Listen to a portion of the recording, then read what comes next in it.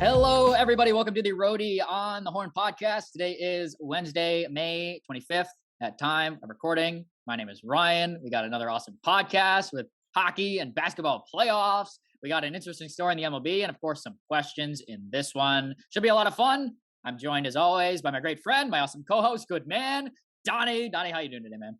I'm fine, living the dream. Obviously, anytime I get to talk to RK at 6:18 Eastern Standard Time on a Wednesday about sports, things could be worse. I think so. I'm not feeling bad. How are you doing, RK? Yeah, I'm doing good. I don't think there could be a better time than 6:18 on a Wednesday to record, so that's what we decided. Except 5:18 Central.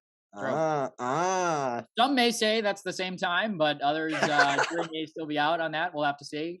But yeah, I mean, good stuff. Donnie, we got NHL hockey to talk about. Of course, your Rangers still playing games, playing competitive hockey against the Carolina Hurricanes. We're going to get into that in a little bit, though, because I want to start with the Colorado Avalanche and the St. Louis Blues. I'm living near St. Louis this summer while I'm working for a minor league baseball team. So I got to go to both games in St. Louis between the Avs and the Blues. It was a crazy series. The Blues fans were going nuts. And even though their team did not play particularly great on home ice, they lost both games to the Avs. The Avs now lead 3-1 at time of recording in that series. Avs going home, have a chance to close it out in game 5. We'll see obviously how that shapes out, but some big storylines in this series so far. Jordan Binnington had been playing outstanding in the playoffs after really just kind of having a mediocre regular season, and he gets injured in game 3 after being, run into, pushed by Nazem Kadri. I definitely think that Calle Rosen had a big influence on that. I think that, the Nazem Kadri slander was a little bit much for me. I thought that he was pushed into Binnington. I don't think he was trying to kill him and injure him for the series, but that's just kind of the reputation associated with Nazem Kadri. So he comes back game 4, gets a hat trick. Everyone is booing him every time he gets the puck. Doesn't matter. Kadri has an incredible game. The Avs steal both games in St. Louis in this series. They've only lost one game overall in the playoffs after sweeping Nashville in the first round. Big kind of caveat for the Avs. They lose Sam Girard early in game 3, gets ran into the boards, and fortunately it seems like he's going to be out for a little while. So that's obviously a big loss for them on the back end, but Avs playing really good hockey overall. What's kind of your thoughts, your outlook overall on this series, Donnie, and how far do you think the Avs can really take this thing? Yeah, so I anticipate that the Avs will close it out tonight in 5. I think that there's pretty much no doubt that the Avalanche are the stronger team. I think also I saw earlier the Blues are making some changes in their lineup, including Scott Perunovich is sitting tonight, which makes little to no sense given the fact that he's got 5 assists so far through 7 playoff games. If 4 or 5 assists in 7 games, you can't really argue with that. And I mean, Marco Scandella, as much as I love Marco Scandella. I'm such a big Marco Scandella fan. Like, Scott Perunovich has done nothing wrong to be benched, and I hate when that happens because, like, you can always say, oh, a player needs to bring a jolt to a lineup, shifting the lineup. Is Marco Scandella really the shift in the lineup that's changing the series? You're going to Colorado. You have to win 2 in Colorado if you want to win the series. Like, Marco Scandella is not the one that's changing your outlook, I think, right? Like, Yeah, I'm glad you brought that up because that was definitely something that I kind of observed while watching the series. Well, I thought Perunovich had been playing pretty well, and the Blues were actually doing something that is one of my personal favorite strategies, for a hockey team, and that's using 7 defensemen. And obviously, they lost both games, so oh wow, I'm going to sound super smart defending the Blues for this coaching decision. But I mean, Perunovich looked great on the power play. Like, there were definitely a lot of times where that was like the only time the Blues offense could click. 5-on-5, the Avalanche had been dominating. The Blues had a really difficult time breaking out of their own zone in this series. Some of their defensemen really kind of struggled to move the puck. I think Colton Parayko specifically really kind of stood out to me, watching these games, that he struggled to move the puck and seemed like he was almost a liability at times. But Perunovich definitely seemed to be a bright spot. They were kind of running he and Robert Bortuzzo as kind of those, special teams specialists. Perunovich being the, quarterback on the first power play, and Bortuzzo really kind of focusing in on, playing the penalty kill. And they'd get a little bit of shifts 5-on-5, but primarily that's how they would use it. And obviously when you have 7D, you take another forward away. And a lot of times that was Robert Thomas who would be getting another shift with the 4th line. And that was always something that I think is like a really smart strategy. Like, throw one of your top forwards out with the 4th line, maybe give them a little bit of spark, have some specialized defensemen in some really good roles. So I thought that that was a good strategy from Coach Greg Berube. But unfortunately, the score, the outcome, I thought game 3 they got a little unlucky. Game 4 really thought they got outplayed pretty badly in that game. But overall for the Blues, like I like the coaching strategy. Obviously, it didn't work out in how things occurred at Enterprise Center at home for the Blues, and now they make that lineup decision. So I thought that was interesting you mentioned that. Yeah, see, I am not a big fan of changing up things that seem to be working. And like, you know, you have to pick and choose when you're losing a playoff series so badly. Like as you said, um, I don't know. They probably deserve to lose both games at home. I think let's just be realistic about it. Obviously, they played a lot better. What was it, Saturday? The Yeah, Saturday game game? 3 Yeah, they played much better. they played much better Saturday than they did Monday. Monday, yeah, that's the thing with the sport in general. Like you don't know what you're getting out of every game, but like you can't lose 2 home games and expect to win a series. So regardless, and I don't like the whole shifting the lineup thing around. Obviously, I think they have forward swaps too. I think they're putting in Nathan Walker. Um, Again, Spark maybe not, but regardless, it seems like this is the Avalanche series to lose, and I think it's probably over tonight if I have any guess here. Yeah, I agree with you. Game 3, the Avalanche, they scored a goal that was close to being offsides. The Blues decided not to challenge it. Don't risk, putting the Avs on the power play right after giving up a goal. There was another sequence where the Blues put in a goal and they called an interference penalty right in front of the net. I even thought that was kind of a little up in the air, and the Avs scored right on that power play on the other end. That was actually Kadri as well in Game 3. So, and then there was even another sequence in that Game 3 where the Blues had a really good shift. They almost put a puck in and they come right down to the other end. Arturi Lehkonen scores a goal. So a little bit of misfortune for the Blues, I thought, especially in game 3. I thought they were going to come out a lot stronger in game 4. Certainly was not the case. They came out really flat, 5-on-5, as I said, dominated by the Avalanche. There was a critical mistake in this game, I thought, from David Perron, that cross check that he had on Nazem Kadri, putting the Blues at a 5-on-3 disadvantage, which they actually killed off, but gave up a goal as soon as it ended. So clearly that was something that held him back. I thought that was such a cheap shot, though, from Perron in that game. Like Buchnevich, I thought it was fair for him to get a penalty on that, but I thought Perron came in really late. I even thought this was something that we could see it be a 5. I even thought maybe a suspension. I thought that was a really dirty hit from Perron. Well, the thing is with Perron too, it wasn't the first time or the second time throughout the game that he was so focused on Nazem Kadri. Yeah. Obviously, like I understand the thought process and Binnington being injured and everything. I would say Nazem Kadri probably doesn't have most of the blame on that. I would say it's very minimal blame. Puck's there, he's crashing the net. It's like fair enough. But when you start losing the focus on winning hockey games to go run at somebody else, as like we'll get to with the Rangers series, obviously Max Domi-esque, I think when you lose the focus of the whole goal is to win the hockey game, right? It's like even if you hurt Nazem Kadri and lose the hockey game, did you win the hockey game? No, you didn't. So David Perron, the one player on the Blues who's been like a guaranteed goal almost every night, you can't do that. Especially like David Perron just needs to be on the ice. He doesn't. He leave the penalties to the third line for. I just like it blows my mind. It really pisses me off how hockey works because David Perron can play so well and yet make such a stupid mistake. And you even put yourself on the doghouse with a coach, for example. It's like that's just not ideal. Yeah, you're right. David Perron, there was no excuse for that. And you're right. He's been playing really good. He's got a great Even shot. after the Kadri goal, he tried to. You saw that, obviously. He tried to throw it up. Why are you doing? Why does it own you so much to the point where you have to go out there and play dirty and play cheap? David Perron's not like a dirty player. This is a guy that pretty much cruises along, being just like, okay, I'm just here. I'm doing my job. I'm filling in. Not a guy that needs to make the game more about himself than anything. It's like just focus, play the game, win, score goals, call it a day.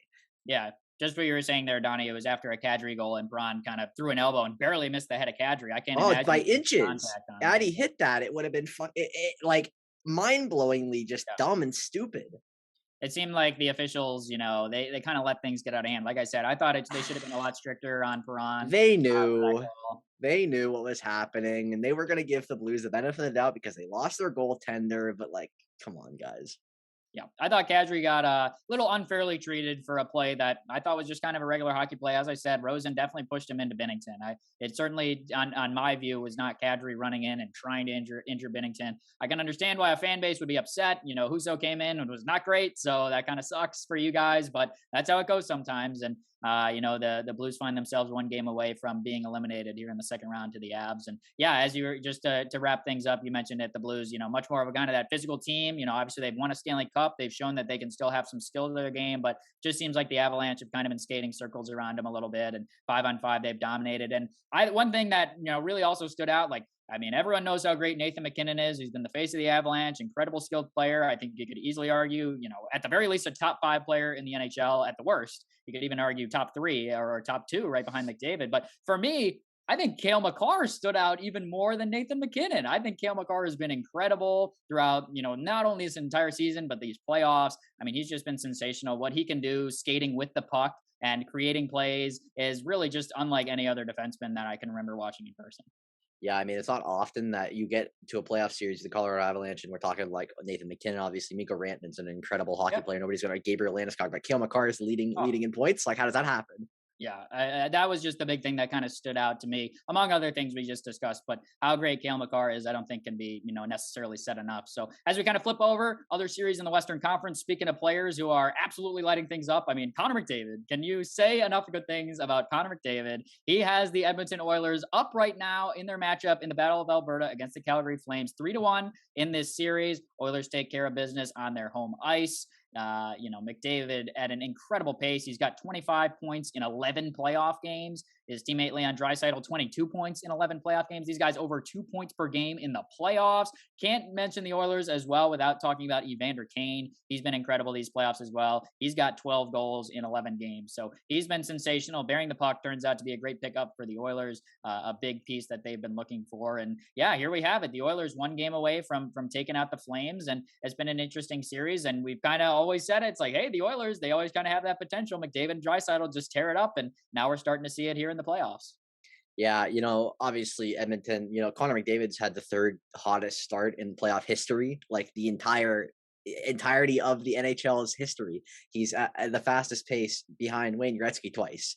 The only player to ever have a better start to a playoff is Wayne Gretzky, the undisputed greatest player of all time in the NHL. So at that, you have to think about like just how magnanimous that is. But then it's like we're seeing guys like Zach Hyman even. Zach Hyman is like the perfect player for the Edmonton Oilers who just gets to the net, plays a gritty hockey game.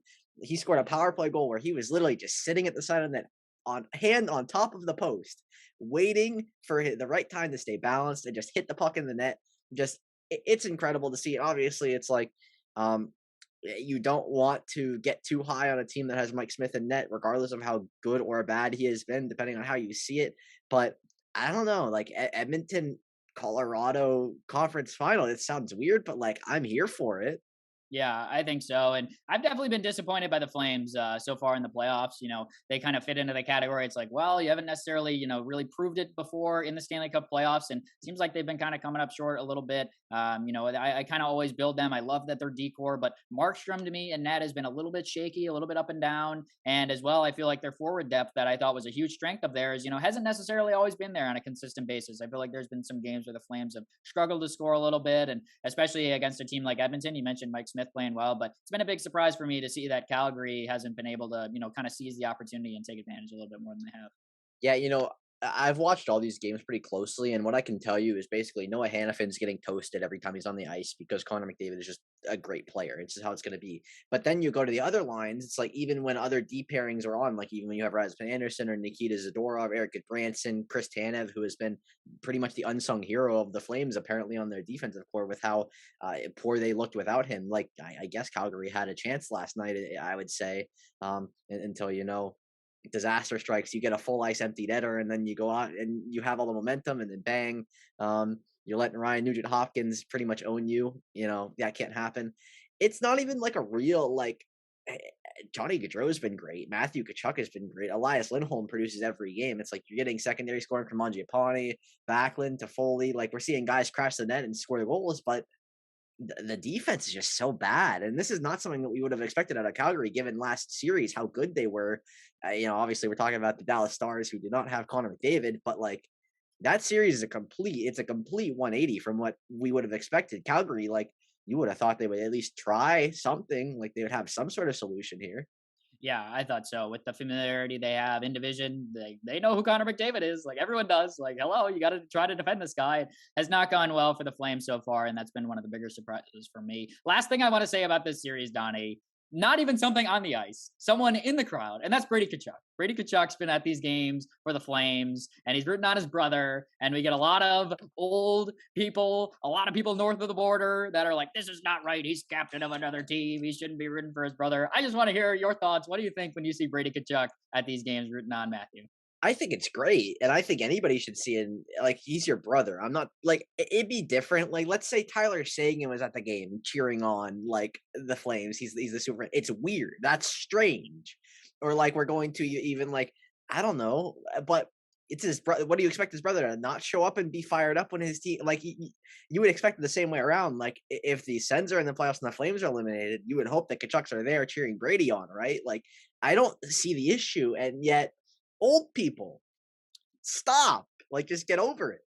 Guy wants to root for his brother, and he's billed this Oh my god, criminal we complain for about cheering everything. him on. There's always somebody that's gonna find something wrong with what's going on. And like this is like the most wholesome out of a hockey player. Like Brady Tkachuk is a massive, massive human being. Like there's no argument there. Brady Tkachuk literally he could beat both of us with his eyes closed. Like he Yeah. would be he's measured at 6'4", 215. Like this is a massive man. Let him have fun. Let him go enjoy himself. Let him act like he's a kid because realistically 22. Like let him go have fun and root on his brother, dude. Like Yeah, I am in agreement with you on this it's topic. such I had to bring brain it dead. It's so up. brain dead. It's so stupid.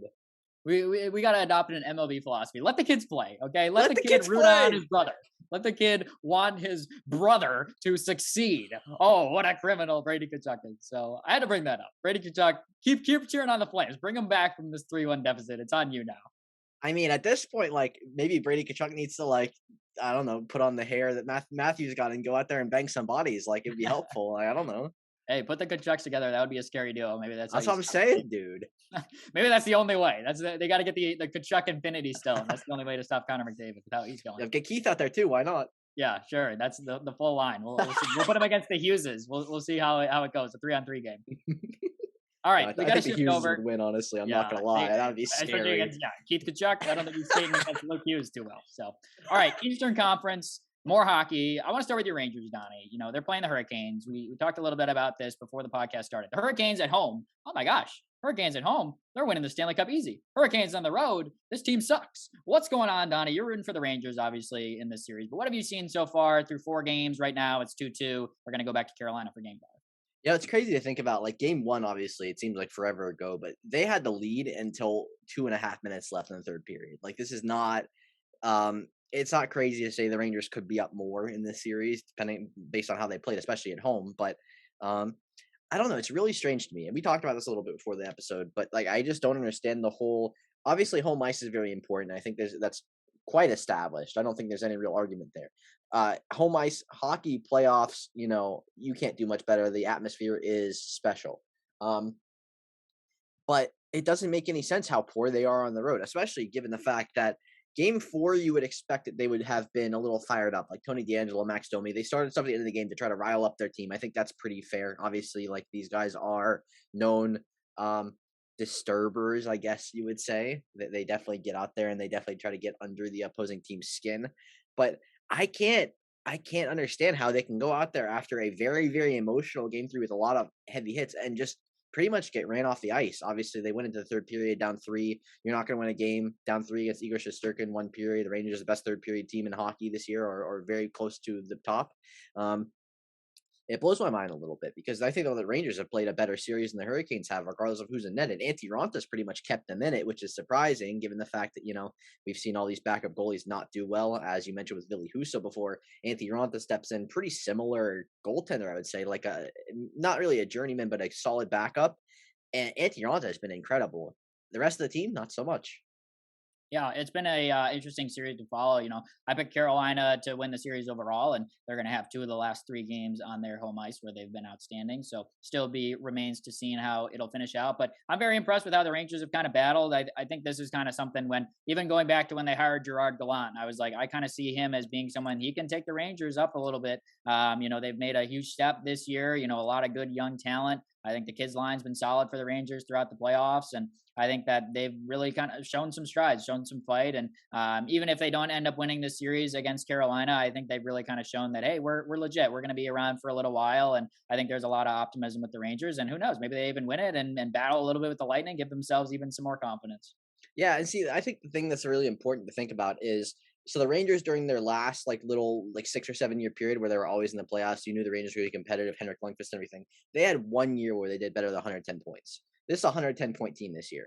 Oh, and obviously my memory may not serve me well in 2014, 2015. I don't remember the divisions or anything, but the division this year is about as good as you could ever picture it being, right? Like I would say the Metro is nearly as good as ever a division we've ever seen, at least the top end. So if you can put up 110 points in the regular season playing this competition, you can beat anybody. And I don't know, it's nice seeing a team that actually like I don't know. There's like storylines, there's headlines. Like Andrew Kopp loves playing for the Rangers. Like he's really enjoying himself and he fits in so well. And then you just see random storylines like Philip Hedl's played great, which is surprising because Philip Hedl was pretty useless. Like I don't know, like all year. Like at the end of the year, he was being benched. He wasn't playing. So that's like an issue. And then you come in the playoffs, totally different player. So I don't know. Regardless of what happens, season's a W. Yeah, we'll see next week how I'm feeling. Obviously, the series will be over at that point. But I don't know. Like the last 2 games at home have really given me hope. Like maybe they're not beating Tampa if they get on. Like we'll stop that here. But like I don't know. You win 2 rounds of the playoffs. That's a W of the season after pretty much like they were pretty useless last year. It was a pretty mediocre year. Yeah, and you brought it up too, Donnie. Like going back when the Rangers had that really good run, making it all the way to the Cup Finals when they had Henrik Lundqvist, and they made a decision that not every fan was hugely on board of. Hey, we're going to rebuild. We need to kind of overhaul this roster a little bit, and now it's like, okay, we're There's seeing the playoff success. You can see things start to turn a little bit. It blows my mind. So the last time the Rangers were like in the playoffs was 2016, 2017, right? So I'm just gonna ignore the whole qualifying COVID year because they got pumped. Like the Blackhawks made it. They had no business making it. It's fair to me. But there are literally 2 players left on this team from a team that made the playoffs 5 years ago, and Mika Zibanejad and Chris Kreider. That's it. Everybody else is gone. That's crazy, is it not? Like a total overhaul of a team in 5 years. Yeah, and especially for those two guys that you mentioned having just incredible playoff performances. Kreider had an incredible regular season. It's really carried over. You now have, what seems to be your long-term franchise goalie. Igor's playing as good as anyone could imagine a goalie playing, really, all season, and he's continued a lot of it. It's good play here in the playoffs. So a lot of reasons to be optimistic. I think for me still, like, I was like, man, is the Rangers defense, are they ready? Are they ready? Adam Fox, clearly he's been outstanding so far. I think it's starting to be good enough to where you're starting to see the things turn, and now the Rangers are, here they are in the second round battling with one of the best teams in the NHL. Yeah, I just don't think you would expect a team like the Rangers. They have 4 defensemen under 24 playing in their lineup right now. Like usually I'd say like 22, 23 is when guys really start making strides and hitting the NHL and they start going. But we've got like Braden Schneider looks pretty good out there for a bottom liner playing with Ryan Reeves on most of the time. Like it's a little bit worrisome. Obviously, you're a defender, you're Ryan Reeves on the ice, so you're down a man most of the time. But Braden Schneider's been great. Keandre Miller looks fantastic. Like the oldest defenseman on the team is Justin Braun, and he's like surprisingly good. Which is, I heard a lot of bad things from Philly fans about Justin Braun, but like, hey man, if you want to work out, if you want to fill it and play well, I can't complain. Yeah, definitely. I've been really impressed with how the Rangers have battled. So hopefully for your sake, Donnie, next week we can talk about the Rangers moving on. And we know who they're going to play. The other series in the East is over. Tampa Bay Lightning sweep the Florida Panthers. I don't know who would have called a sweep. I picked the Panthers outright, hand up. I was way wrong about this one before it started. I mean, hard to bet against Tampa. I'm not like, whoa, how did the Lightning win? They won the Stanley Cup the last 2 years. They obviously know how to win. John Cooper is the best coach in the NHL, and Andrei Vasilevsky, you could well argue, is the best goalie in the NHL. And their forward core has still been outstanding. So not a huge shock, but I think the shock came for me in that they swept the Panthers and their defense played so outstanding. The Panthers only scored 3 goals in all 4 games combined, 1 goal in each game's 1-2-3 shutout in game 4. So incredible team defense, effort, everything you want from the Lightning. It happens. They sweep the Panthers and they move on yet again to the Eastern Conference Final.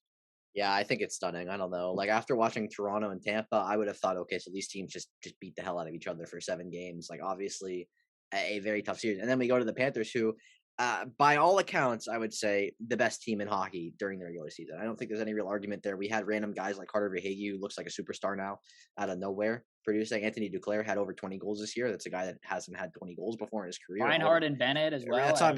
Even like Huberdeau looks like the greatest player of all time all of a sudden out of nowhere. Obviously a great player. We've talked about it many times.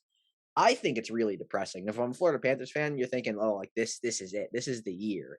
And then all of a sudden, you run into the team that both you and I have been high on. I mean, it's like there's no surprise that Tampa Bay is here. The surprise that they swept may be a little bit more shocking than anything, but like Tampa Bay Lightning are legit. We knew about it. We've been telling everybody. Everybody's been telling everybody. Everybody knew. There's no shock here. Yeah, I agree with that. I think really just kind of you look at the Panthers and man, they were just so aggressive this year. They don't have a pick until round 3 in the draft this year. No first round pick in 2023. No first round pick in 2024. They already paid Alexander Markov, which great. Lock up your number one center. No complaints there. But now that takes a little bit less out of your cap hit. He's got a little over $4 million raise. Claude Giroux, he's a pending free agent, a guy you acquired midseason. A lot of kind of question marks for me with the Panthers in terms of, was this necessarily the best time for them to kind of go so heavy all in? Obviously, if they beat the Panthers, it's all worth it. You hoist one Stanley Cup. No one cares about these future draft picks, but not the reality of the situation. I thought it was a little reckless from the Panthers, and I'm a little skeptical that they'll be able to kind of maintain this level of success in the next 3-4 years. Yeah, see, I'm just curious. I want to ask you a question as somebody who's watched a lot of hockey, especially with this coach. Do you think anything changes if they have Quenville coaching? Obviously, we saw it was a really just a weird scenario with him where he lost his job. But like, do you think that there's anything that has to do with like just being so outclassed coaching wise? Because John Cooper, he's the best. There's no argument at this point. And props to Florida for making it this far with Brunette. Brand new coach, no experience, but like could they have used a coach that has been through a couple cup runs? Like maybe.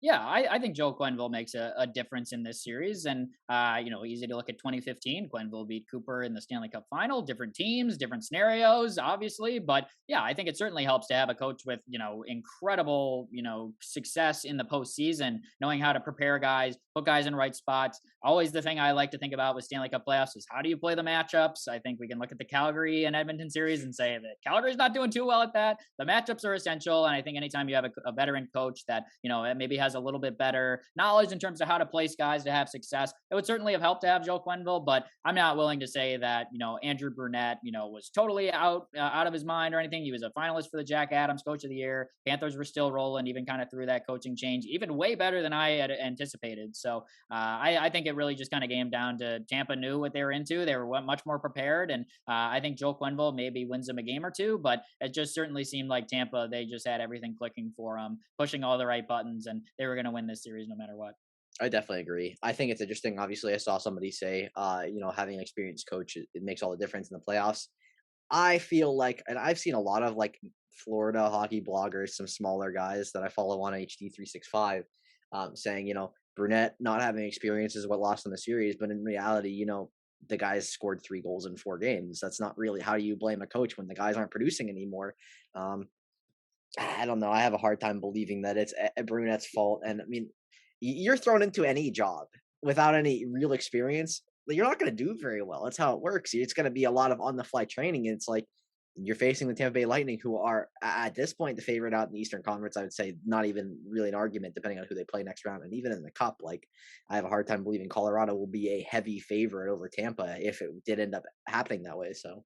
Yeah, I would say, and anytime you can get a sweep, you get a little bit extra rest. You said how much of a grind it was they had against the Leafs. Tampa Bay is going to be like, "Thank you, give me a little bit extra time off, sit back, watch the They're loving it. Hurricanes play at least 2 more games, probably 3, with how the Hurricanes have kind of been rolling this year. So that's definitely going to be much needed, and I think it could come through for the Lightning. And yeah, I think they're right in the driver's seat to go hoist another Stanley Cup this year. And speaking of teams kind of in the driver's seat to win another championship, let's shift over to the NBA. Golden State Warriors. I mean, come on. They've got a 3-1 series lead in the Western Conference Finals against the Dallas Mavericks. They rolled. They were up 3-0 in this series. Mavericks kind of battled back, won that game 4 on home court. But I mean, I don't think there's a way in hell that the Mavericks come back and win this series. Golden State, they're going to be going on to the NBA Finals, and I don't think that really is a huge surprise to everyone with how well they're clicking, and we know their ability. But let's focus in on the East real quick, Donnie.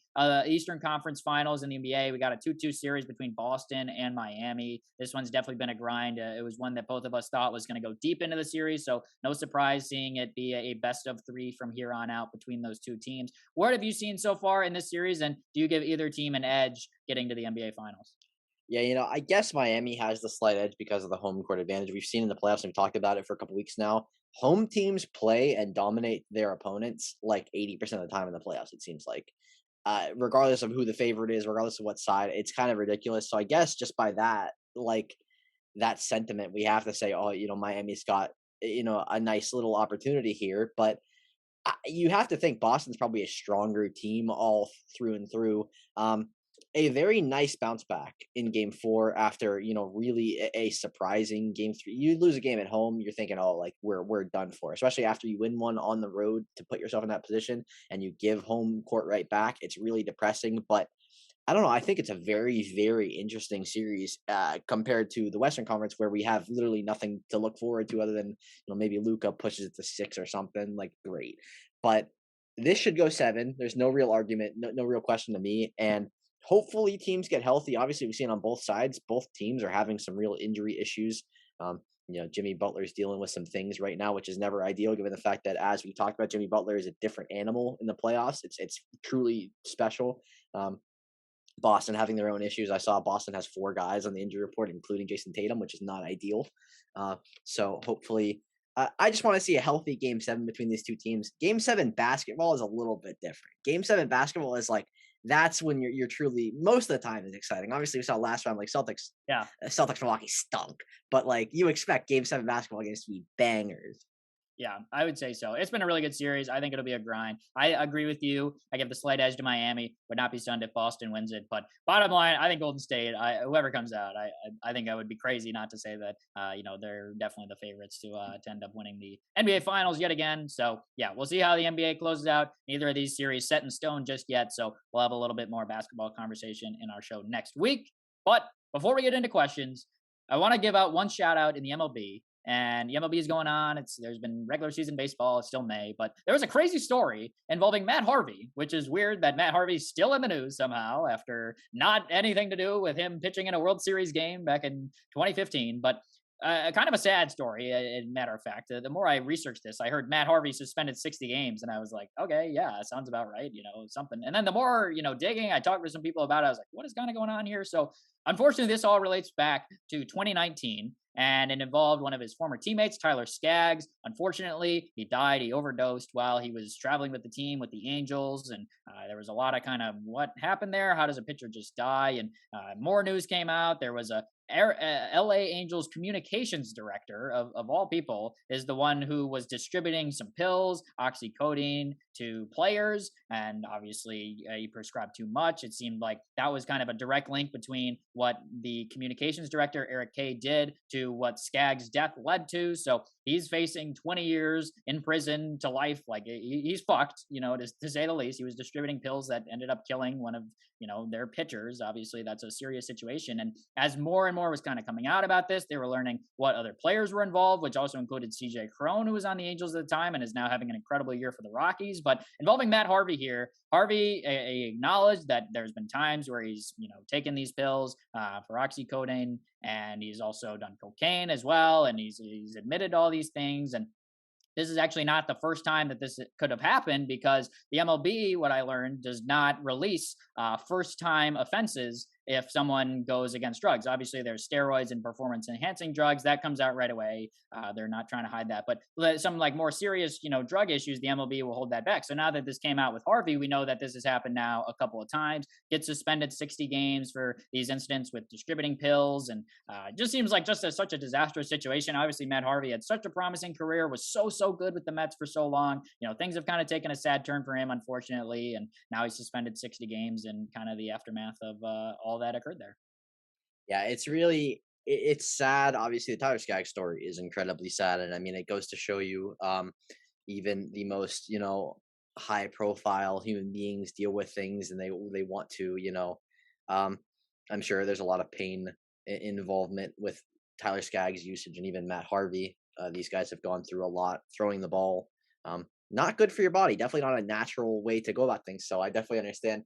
I also just like, you got to feel for Matt Harvey a little bit. Obviously, he's been through a lot, and I think the drug use is probably partially because of the rocky up and down that he's had for the last, it's got to be like 5-6 years now, which is crazy to think about. at like World Series time, even, I would have said like this is one of the best pitchers in the world, maybe.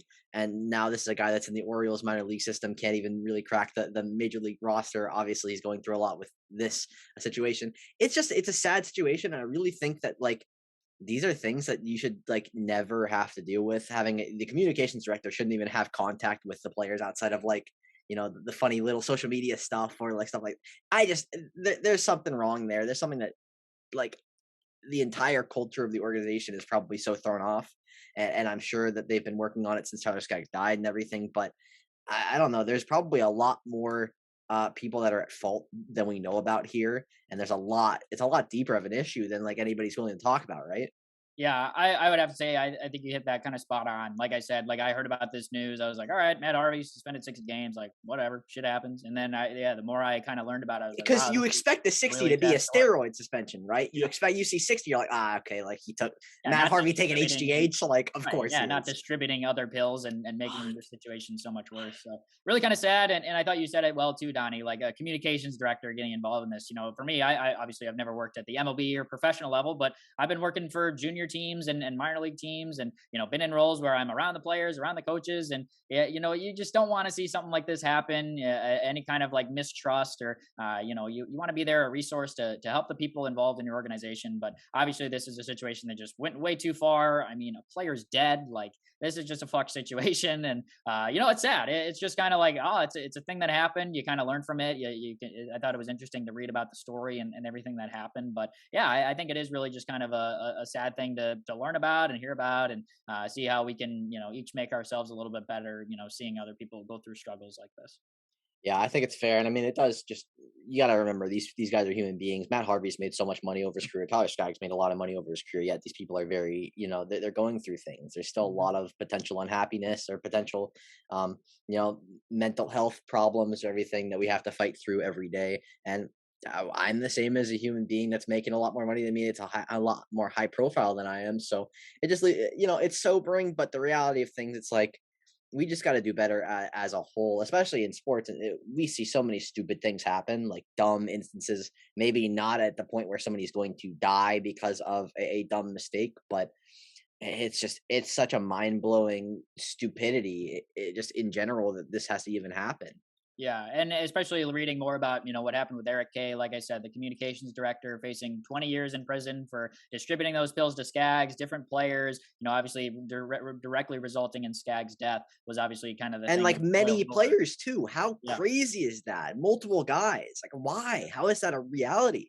Yeah, I mean, I'm sure there were a lot of things along the way that Eric Kay just kind of got put in a tough spot sometimes, and obviously the result is going to speak for itself with what happened. But you just gotta kind of step up and be a leader, even in there's times where it's like, oh, everyone's kind of doing this, and you're just kind of there observing. You still got to step up, do the right thing, be a good person, and it may not be necessarily the most popular thing. You're talking with professional athletes like Matt Harvey, like you said, he's made a ton of money. Sometimes it can be intimidating to tell them to stop doing something or offer help and being really adamant about it, but it's the right thing to do. And obviously this was a really kind of sad situation, so just thought it was something to learn from for me personally, that I was like, all right, a situation like this could never happen again. So even if it's sometimes the most an unpopular thing to go against what a player or someone you're working with is doing, step up, do the right thing, don't let a situation like this happen again. So tough situation there as it relates to baseball. I feel like a lot of times we talk about baseball and it's just shit, and this was fitting It into that is category. But truly.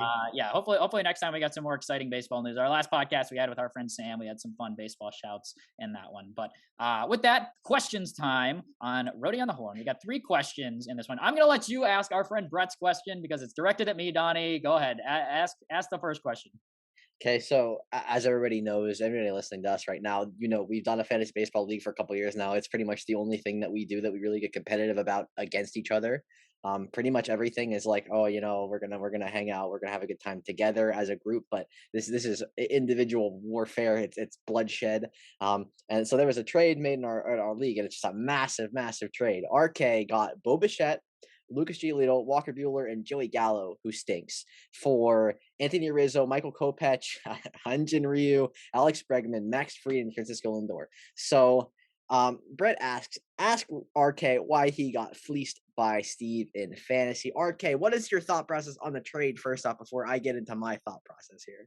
Yeah, for sure. Definitely going to acknowledge this was a big time move. Steve and I were talking about this for a little bit. We've been going back and forth in some trade talks over the last few weeks.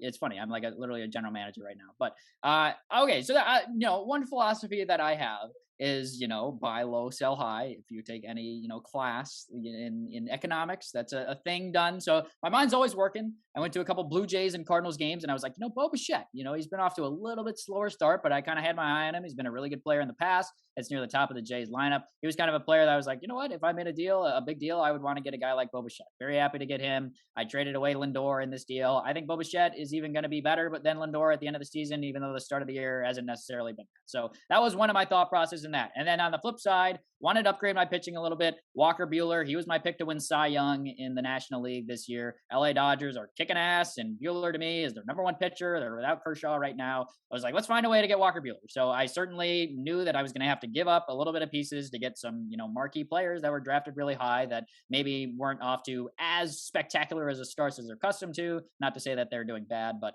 I it was more of kind of a future investment. So to do that, I had to pay a lot. I'm certainly going to acknowledge that. I traded away Rizzo. I traded away Bregman. Traded away Max Fried. Really good players that I drafted that I like a lot for a lot of the things they do, but I kind of saw value in, getting a couple players that I kind of had my eye on that I think, hey, if I have an opportunity, buy low, I think they're going to perform better over the rest of the season.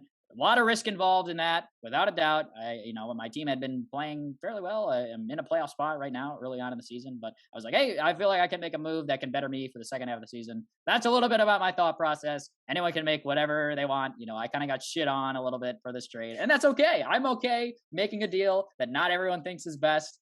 Time will tell. The results will say what they say. If Bo Bichette, if he's shit the rest of the year, then oh well, I got fleeced. But Bichette, Buehler, Lucas Giolito, those were three guys that I really kind of had my eye on, think they could be really impact players. So had to give up a lot to do it, but I'm pretty stoked to get those three on my team. Yeah, see, my only thought process is just the sheer quantity of players that were given up, especially given the fact that you got Joey Gallo back, who is he needs to be cut. He's got to go. Joey Gallo. So the Gallo part, once Steve asked for Alex Bregman, I'm a big Alex Bregman fan. I was like, I need a little bit more back. And Gallo at the time was injured, and I think he's got a little bit more in the tank. It's been a shit year. I'm not going to lie, but he's obviously got power, short porch at Yankee Stadium. There's potential there with Gallo, but yeah, he's been bad to start the year for sure. Yeah, my man's hitting 176. He's having a real tough time. And bad on the field, which he's been a Gold Glover. So I was like, what the fuck? Yeah, Joey Gallo having a tough time. I don't know. I just think the fact that you gave up Rizzo and Lindor, who both started off very well, you're selling high on them, but also buying low on other players at the same time. That's a kind of it's an interesting it's an interesting little way to finesse around making a. You're gonna do it in May. I guess. I mean, like, at least you've given yourself time to, even if you do struggle, you can make some other changes. There are other trades that could come out of this. Who knows? Like, everything's still active. Obviously, we've seen a couple of trades. Dan and Brett are making trades. We're seeing Steve and Luke swapping players. Like, you spark something. I guess so. And I'll say as well, I think for a long time in our league, there was an imbalance between hitter and pitchers. Hitters always got more points than pitchers. This year, we changed our scoring system a little bit. I think there's more value in getting good pitchers, getting Buehler, getting Giolito. I think those are two of the better pitchers that you can kind of go after. And I still have Max Scherzer injured. He's coming back. So I think I've got a lot to smile about with my pitching staff in a year where pitching is more important than ever. Sure, fair enough. Can't argue with that. We'll definitely see. I'll be glad to update you when RK loses the next 11 games. I'll definitely be here to talk. Or if he wins the title, maybe RK's I don't know. You're Stan Bowman, basically. I don't know. Yeah, well, I hope I'm not Stan Bowman for many different reasons, but yeah, we'll see how it plans you're out. retro Stan Bowman. You're throwback Stan Bowman. You give him a 99 card for 2014. A flashback. Yep. All right, I'll take that. All right.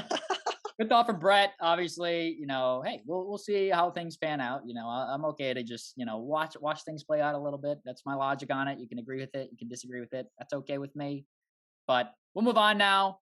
Another question asker on the show. This is actually, I got to put my hand up before I read this. I took an L. There were 2 questions asked for last podcast that I just straight up just did not check Instagram and add them in. So here they are. Here's the 2 questions from last week. So we're going back. Toronto Maple Leafs. We just haven't slandered them enough. And our friend Ian at Ian Carlson50 wants to continue with that slander. And he says, can the Leafs win a playoff series with this core? Very fair question. They have not so far. Donnie, what's your thoughts? Can the Leafs win a playoff series with the core that they have intact? Well, I mean, they were a period away from beating Tampa in 6. I think we need to really remember that. They had a massive, massive second period in game 6, and people were thinking like, "Oh, this is legit." Like we're seeing Austin Matthews, John Tavares, all 3 goals combined between the two of them. We're thinking, "Oh, like this is it. This is the year." Obviously, it didn't happen. Power play Kucherov, and then point in overtime. Tough scenes. How it works. Can they win with this core? Absolutely. Why not? I think that obviously the sports in general are very mental, and I think that the Leafs have the biggest mental midget mentality of anybody possible. I think at this point, given the Fair. fact that the lack of success there is really like stunningly bad, I would say, in terms of their historic performance. Doesn't matter who's on the team, and this is probably the best Toronto team we've seen in it's got to be decades, right? Like this is as good as a team as we've seen since they've actually been like semi-competitive. Yet you know, just the experience of being able to win those big games, it's not they don't have it. There's none there. Even like John Tavares doesn't have anything. There's nobody's bringing anything to the table. Whereas, we always knew Tampa in the first round was going to be tough, and as we've seen in the second round, Tampa pretty much just they do what they want. They run the game. They have basically changed how hockey works with all their functionality with the cap. Um, you have to feel bad for Toronto. I definitely think they can win with this core. I definitely don't think they can win with the exact team they have right now, as we talked about a little bit. The goaltending was very suspect from time to time, which is never ideal in the playoffs. If you have one consistent thing, whether it's forwards, D-men, or goalies, I think you would agree with me. Having a consistently good goalie in the playoffs can win you a cup, whereas having a consistently good offense, you can still end up like the Edmonton Oilers and be out there playing the Flames in 8-6 games. So I think that's the big issue, and obviously Jack Campbell's up for a contract, so this will be a very, very interesting to see what they do with that. I've even seen people say, "Oh, let Campbell go, maybe try to bring in Darcy Kemper from free agency," which would be such a weird, interesting move to me. But I don't know why can they not? There's no way to say that they can't win with the score. I just think they need to change things up a little bit. Maybe bring in some veterans who have done it in the playoffs. Like they need a Pat Maroon type player. Yeah, I think that's fair. And I had kind of a very similar conversation with Ian about this when he asked, because my reaction was, yeah, they could win it. Like you said, they were so close to beating Tampa Bay of all teams. Like they could definitely do it. But his point was more kind of on their roster construction. You're paying these 4 forwards a ton of money. Do you need to kind of break it up? Do you need to, trade one of them away, upgrade your defense, upgrade your goaltending, maybe grab another center instead of Marner or Nylander? Just kind of mess with the roster a little bit. I think he was looking at the 4 main guys and saying, is this something that's super sustainable when you need to win shootouts every single night? And they were close, but ultimately it came down to them exiting the first round again. Yeah, see, I think what it is, and you might disagree with me here, but I think the Leafs were dependent on their ELC talent a little bit more than they should have been, or at least expecting guys like Nick Robertson, for example, who is so highly touted, yet 20 years old. You're not going to be able to throw a guy like Nick Robertson in the lineup. He's going to perform. Most of the time, 20-year-olds don't play in the NHL. Most of the time, they're in the AHL or another league. And then you go back to their defense. Rasmus Sandin, who has been pretty good, I'd say, as an ELC player, that's a nice guy to have. But like Timothy Liljegren, who was a projected number 1 for a lot of time in his draft year, didn't end up being drafted very highly because he fell off at the end of the year. That's a guy that just hasn't really been able to make the steps as an ELC player to supplement the guys that are making $10-11 million a year. So I think it's an interesting situation. You need ELC talent to win the Stanley Cup. We've pretty much you can't really argue against that. That's all we see every year. Teams like Tampa, for example, they have their high end players and they bring in anybody on an 800K contract, or all these young players, random guys that come up and make a difference.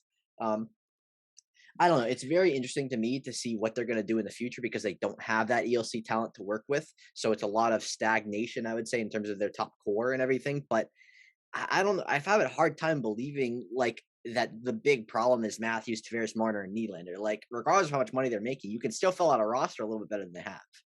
Yeah, I think that's fair. I mean, to directly answer Ian's question, yeah, I think they can win a playoff series. Can they win a cup? I think they would probably need to make some significant changes in order to, win a Stanley Cup. I think you need a little bit more roster Got to balance. start with one.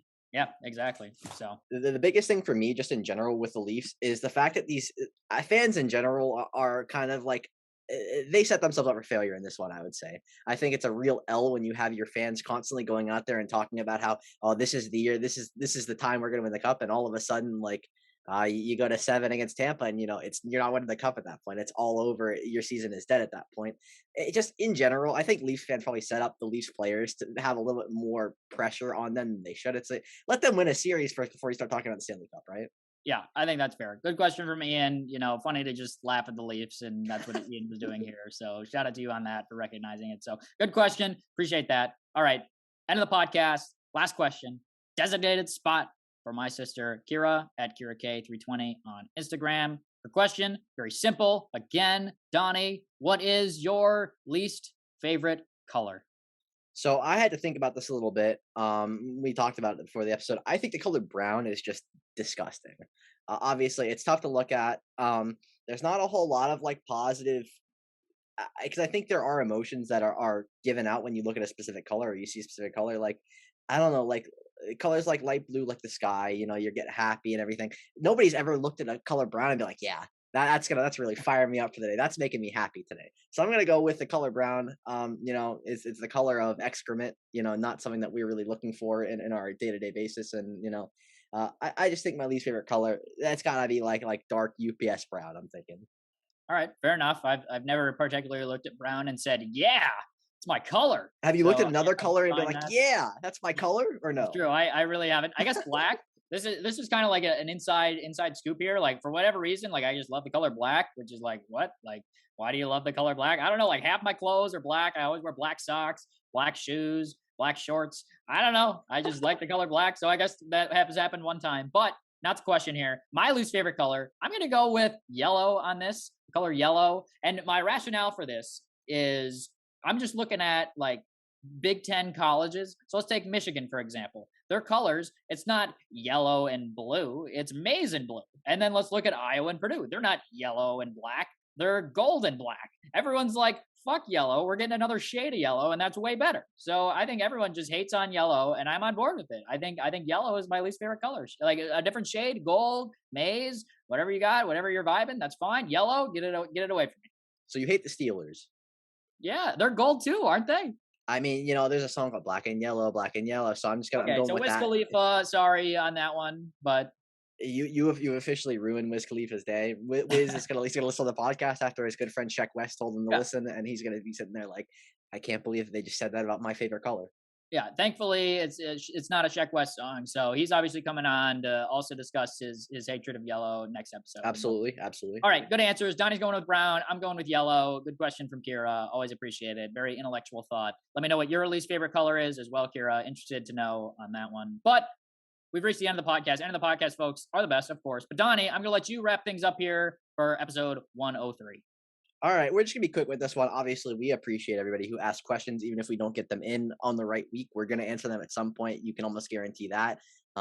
Obviously, if you're listening at this point, you are end of the podcast folk. We really appreciate you. We respect you. We love you, and we admire you just for being this passionate and obviously this emotional about our podcast. You're more emotional than we are about our podcast sometimes, and we really appreciate that. But we will leave it here. I'm going to upload this podcast directly before the Avalanche game, so we have some sort of we don't look stupid in case the Avalanche. You got to keep our views; they got to be timely. So I'm going to edit this, upload it as soon as I can. Just thank you for listening. Obviously, we'll be back next week with another episode. Sheck West will be here, as mentioned before, I'm sure. But we really appreciate you listening, and we'll be back again next week. Peace, everybody. Peace. Life couldn't get better.